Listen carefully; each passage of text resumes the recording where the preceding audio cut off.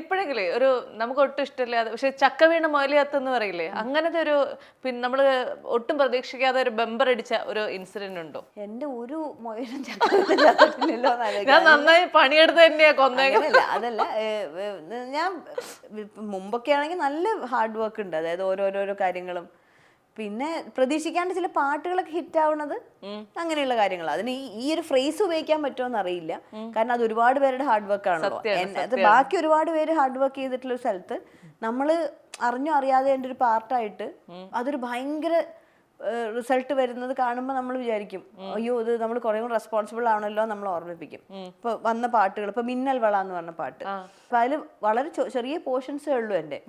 ആ പാട്ട് ഇറങ്ങിയപ്പം ആ പോർഷൻ വെച്ചിട്ട് ഒരുപാട് പേരിങ്ങനെ പറഞ്ഞപ്പോൾ ഞാനിങ്ങനെ ആലോചിച്ചു, എനിക്ക് അതിനകത്ത് ഞാൻ സ്പെൻഡ് ചെയ്തിരിക്കുന്ന സമയം ഈ ഒരു ഹോൾ പ്രോസസ്സിൽ വളരെ ചെറിയൊരു സമയമാണ്. അതെൻ്റെ ഒരു യാത്രയ്ക്ക് മുമ്പ് ഇപ്പൊ വന്ന് പാടണം എന്നുള്ളൊരു അങ്ങനത്തെ ഒരു സമയത്ത് പോയിട്ട് പാടിയതാണ്. ഞാൻ പോകുമ്പോൾ പോലും ആലോചിച്ചിട്ടില്ല ഈ യെറ്റ് അനദർ സോങ് നല്ല പാട്ടായിരിക്കും, നല്ല പാട്ടാണ്, പക്ഷെ ഇത് ഇങ്ങനൊരു കഴിഞ്ഞ വർഷം വന്ന ഏറ്റവും വലിയ ഹിറ്റാണ് മലയാളത്തിലത്.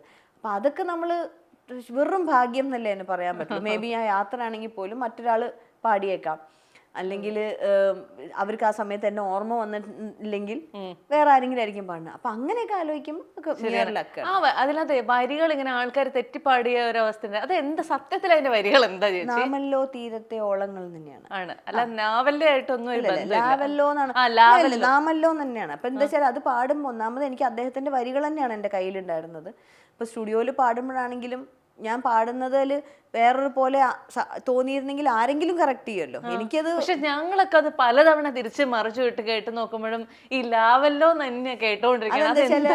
അത് അപ്പൊ എങ്ങനെയാന്ന് എനിക്ക് എക്സ്പ്ലെയിൻ ചെയ്യാൻ അറിയില്ല. ചില സമയത്ത് ചിലപ്പോൾ രണ്ട് സൗണ്ട്സ് ഒക്കെ ഒരുമിച്ച് കേൾക്കുമ്പോൾ ആദ്യം നമ്മുടെ കാതിൽ രജിസ്റ്റർ ആവുന്ന തന്നെ പിന്നെയും കേൾക്കുമല്ലോ. ഇപ്പൊ ചിലർ പറഞ്ഞിട്ടുണ്ട് നാമല്ലോ എന്നാണ് നമ്മൾ പറഞ്ഞതിന് ശേഷം പിന്നെ കേൾക്കുമ്പോൾ അത് അങ്ങനെയായിട്ട് തോന്നുന്നുണ്ട് എന്നുള്ളത്. അതുകൊണ്ട് ഈ വീണ്ടും വീണ്ടും ചർച്ച വന്ന് കുറെ പേര് എന്നെയും വിളിച്ചു ചോദിച്ചു, അത് ഞാൻ ഇപ്പൊ എന്ത് പാടുമ്പോഴും ഞാൻ പിന്നെയും ഇത് കേൾക്കൂ, തന്നെയല്ലേ കേൾക്കണം ഇപ്പൊ പാടുമ്പോഴേ.